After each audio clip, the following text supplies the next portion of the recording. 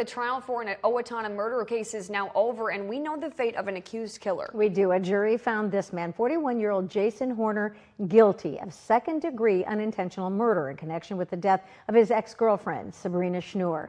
Now that plus 4 other charges, and they include third-degree murder, first-degree manslaughter, second-degree manslaughter, and possession of a firearm by an ineligible person. But the jury wasn't convinced Horner intentionally killed Schnur, sparing him the most serious charge.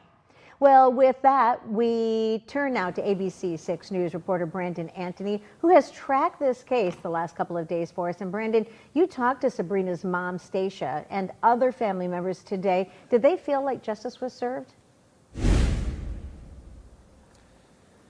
Yeah, Maisie, Robin, they were obviously very in shock, telling me they felt like Horner's actions definitely were intentional and he should have gotten a much bigger penalty. And in this case, it would be second-degree murder.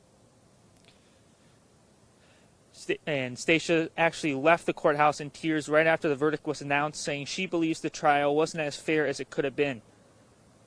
He intentionally put the barrel of a gun in my daughter's mouth and pulled the trigger. You don't do that on accident. You don't do that not knowing it's going to kill her. And it's disgusting. Sabrina's aunt also telling me she wasn't allowed to testify herself and should have told the jury about the time she pulled Jason off of Sabrina in the past.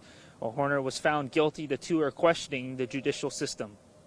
All I ask is these systems change. Once again, this trial, we couldn't tell them about the abuse. We couldn't tell them about the phone calls. We couldn't tell them that he literally looked at me and said, "I will kill her one day." How is this a fair trial?